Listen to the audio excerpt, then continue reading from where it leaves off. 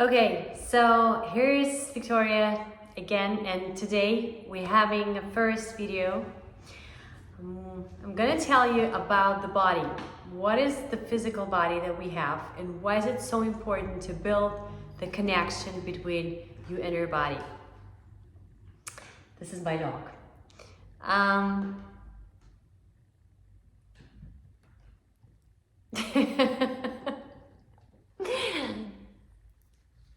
This is my dog. It's an Irish setter. It's it's a Santa Claus gift for my son. For yeah, he had a wish for a long time. He wants to have a dog, and Santa brought him a dog. So it was a small puppy, and then became a very big dog. His name is Fusilli. Those of you who love pasta can understand what his name means. It's this, spiral pasta, fusilli.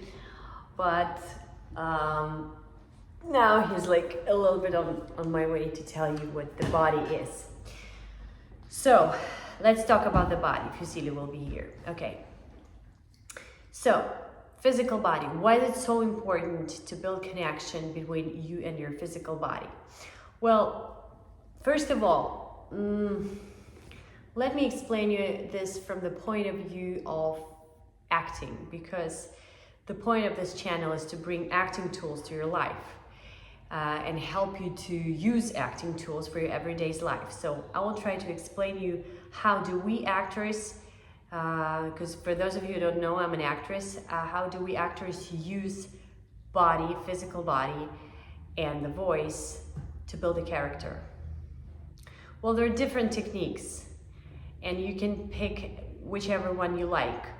But in every acting technique that you approach, the core of any technique, acting technique, is creating something that you may never experienced, or something that is far from yourself, and make it yours. So we're taking a story that is not anything that is related to us, and we make the story truthful, lifeful, and vivid. We make it so truthful that people that are watching us on stage, on the screen, start to believe that this is who we are.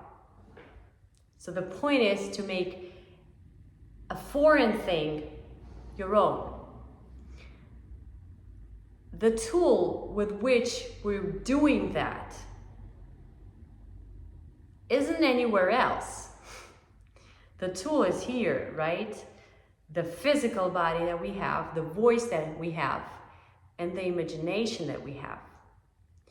So if you think about acting, it's nothing else but making new thing, foreign thing, yours.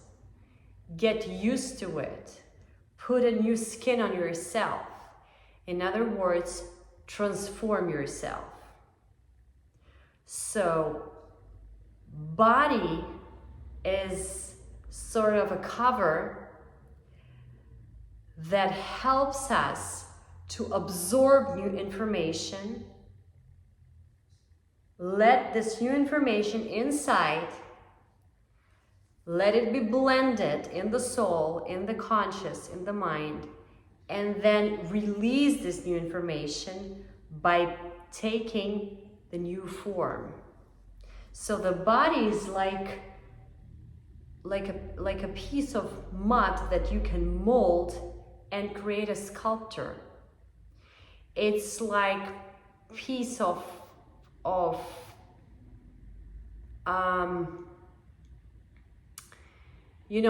the what kids are playing with, like a play doll, and you can mold it in any way you want and create a figure that you want to be. That's what an actor does. He takes a thought of an author and he approaches this thought with his mind, with his soul, and he helps his body to mold himself into a new character. So the body is like a translator of foreign thoughts, new experiences. It's a translator between new thoughts and your own mind, new feelings and your own feelings. And this translator molds the new personality based on what you heard, based on what you thought, based on what you could feel. So it's like a bridge between information from the outside and you. It's a bridge between the outside world and your inner world. The body is the bridge between the outside reality, the physical reality, and the inner reality, the reality of impulses, thoughts, imagination, energy. It's a bridge between physical and non-physical, visible and non-visible. So that's what the body is. And if you're absorbing new information, if you're picking the information that you like and putting it in your mind, absorbing it with your whole heart, your body takes the shape of this information. Actually, your body takes the shape of any information you're absorbing. The point is that lots of us, most of people, absorb information randomly. So whatever we see, we take it in. Like we switch on TV, we watch it, and we listen to slogans or stories or news, and our mind gets filled up with information that is not related to us, but it's too late because you let yourself listen and comprehend. Same thing happens with communication. Someone hurts you or like says something that is not nice to you, and you listen to it and you get hurt and your heart experience some pain, but it's too late because you didn't put the filters, so you start to suffer. So your body creates the form based on how you feel inside. Your body literally molds your physicality based on what you feel and what you think. So it makes it very important to really define what is it, and define for yourself what is it that you want to listen to, what is it that you want to hear, and what is it that you don't need in your life. Because remember, whatever you listen or watch or touch will get into you, inside yourself, in your heart, in your mind, and your body will represent it in the physical form. That's why people get pain in certain parts of their body, or they have the shape of their body that they're not satisfied with.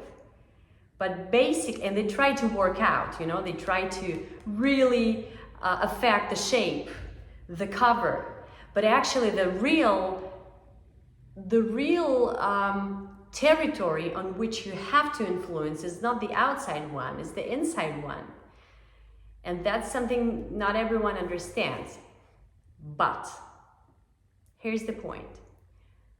If you start to realize how does your body react on certain things and activities that you're doing with it, if you start to really carefully listen to your body, you will hear the impulses that the body is giving you, predicting the result of certain things that you're doing with it. So the body predicts you, how would it feel? What would happen if you would meet with this person, go to that place, eat this food, say that word, take that action? Your body prevents you. But very often, almost all the time, we're not listening. So despite of the fact that body is constantly giving you impulses, you're not listening to those impulses. You deny those impulses, and you, despite of those impulses, take that action, go to that place, eat that food, say that word, and then you have consequences of that. Those choices bring you to consequences, and then you say, wow, why did that happen? It happened because there were predictions you shouldn't do it. You shouldn't have done it, but you did it. So here are the consequences. So that's why listening to your body is the way to mold your reality, because you're like an actor, get the new information, and then your body takes the new shape based on the information that you absorbed.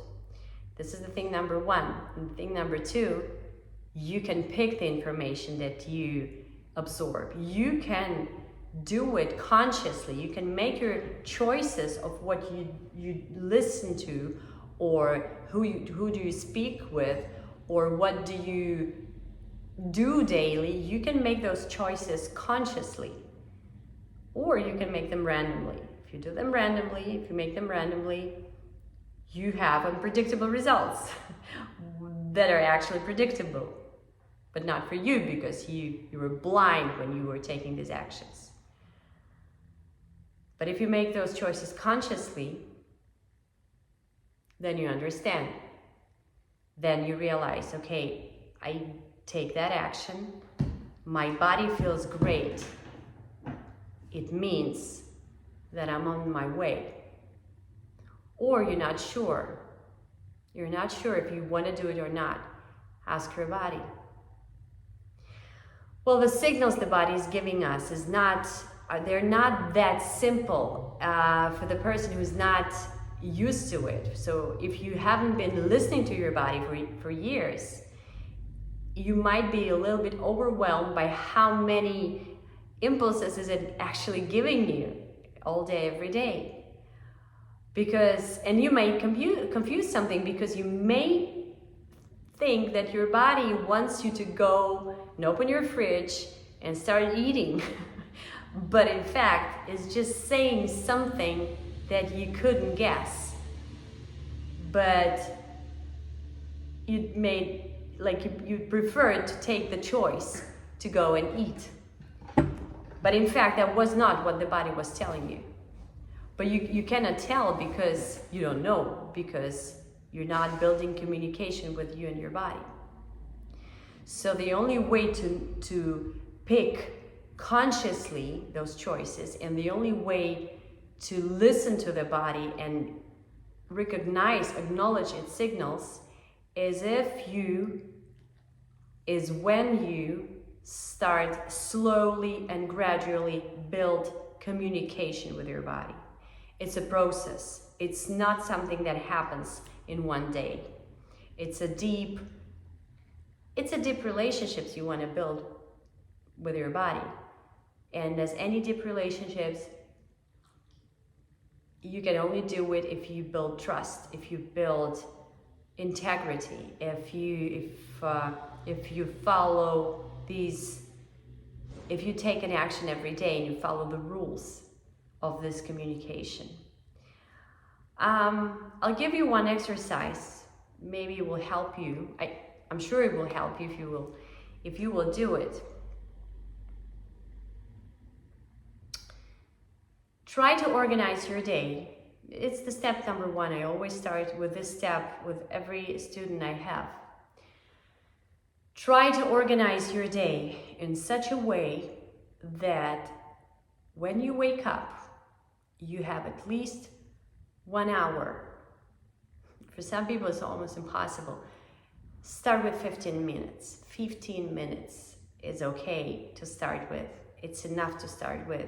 And then try to expand. You would expand it anyway, because it's such a pleasure to be with your body in a deep contact, to build this contact. It's such a great time that you will be spending with yourself. So you will expand this time anyway.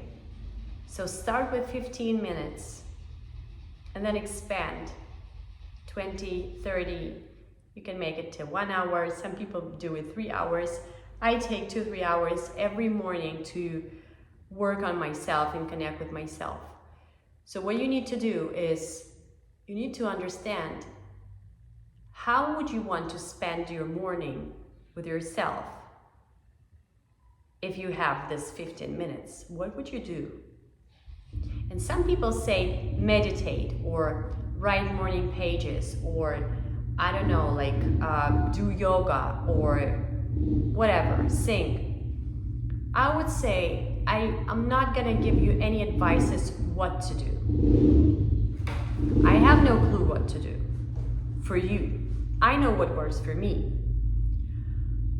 But I also know if you take time and if you spend 15 minutes per day, at least 15 minutes with your body, you will feel much happier. It can be, you know, you can make yourself coffee or tea and just sit with yourself. Put away your smartphone, right? Don't reply to any messages. Don't check your emails or messengers or anything, or Instagram. Forget about it. I know you heard about it many times. People always advise not to connect with your smartphone right after you woke up. I'm saying the same. Don't try to fulfill everyone else's needs if you're having a big family. Take your time for yourself in the morning. When you open your eyes, wake up. Lie for 15 minutes in the bed, could be that. Or go to the bathroom and wash your face, but not in a rush as you usually do it. Do it consciously, gently. Take a shower, but take a shower for yourself, not because you have to. Take a meaningful shower. Do this because you love water on your skin. And if you're making yourself tea and sitting there with a cup of tea, pick your favorite one and drink it, not because you have to, but because you want to. And there is a big difference. So it means that you would need to get slower. You would need to slow yourself down and start listening to your body. Does my body like the water feeling on its skin? How does it feel about the smell of this tea? How does it feel like not to look at the screen of my smartphone for 15 minutes? How does it feel like? What do I feel when I am consciously doing something for myself? It's a great exercise, guys. It's very simple, and that's the hardest thing about it. It's so simple, the majority of you would have said, I know it, I've heard about it. Like, I know it, I read about that stuff. It's, yeah, I'm gonna do it one day. Do it. Those changes are very, changes that we create in our life, they happen little by little with those simple things. So do this simple thing. And the same thing in the evening. Take 20 minutes before you go to bed. Don't read anything. Don't listen to anything. Don't watch anything. Just connect. And you will ask me how to connect. Of course, I would be giving you lots of exercises later on. I will share with you lots of techniques, exercises, voice training things. But if we start today, I want to let you know we are starting with being humans in the first place. We're not starting to do some exercises because it's important. Here's Victoria. She's gonna give me exercises from her acting background. Yeah, we're gonna do it. But first of all, remember you're a human. So any acting techniques are based on normal human things. They're based on connection with yourself, connection with your physicality. So spend 20 minutes not doing any techniques yet. We're preparing, we're gonna get there, but for a week or so, if you're just starting to watch my videos, start connecting with your body the way you understand the sentence. Maybe you take like a lotion, if you're using lotion, cream lotion, and just use it, apply it on your skin, and look how your skin absorbs it. How does it change? Or just sit and breathe. Or just pet your dog. Do something physically nice. Because whenever you do something nice with your body and to your body, you're opening your soul. This is the big topic we're going to talk about next time. Doing something physically that makes you feel great always and always and always leads you to opening your soul and heart process. And that affects your mind. That's the secret. I'm not going to share all the secrets with you right away. That's why I started with the body, because it's the step number one. Connecting with your body opens your heart. So connect with your body in whichever way you prefer. Touch yourself.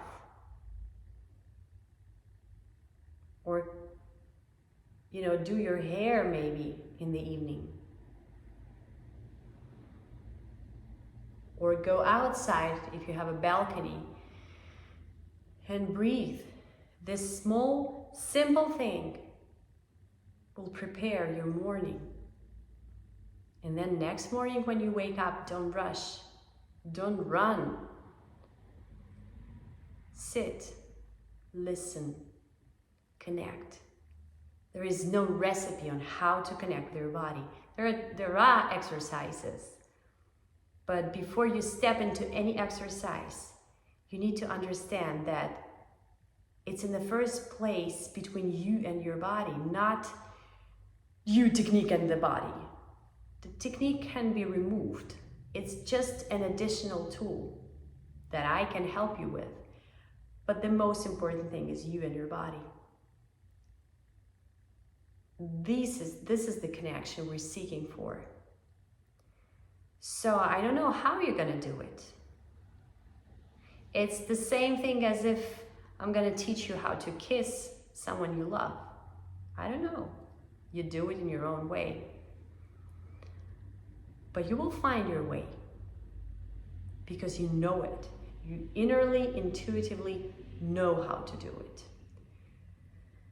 So start your day and finish your day with these simple tools.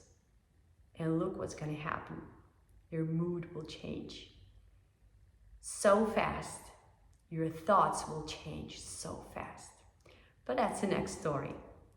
So next time I'm going to talk a bit more about the connection between physicality, spirit, and the mind. I hope it was helpful for you. It was a long video, longer than a previous one. And we see each other next time. It's gonna be soon. Meanwhile, take care and have a great day.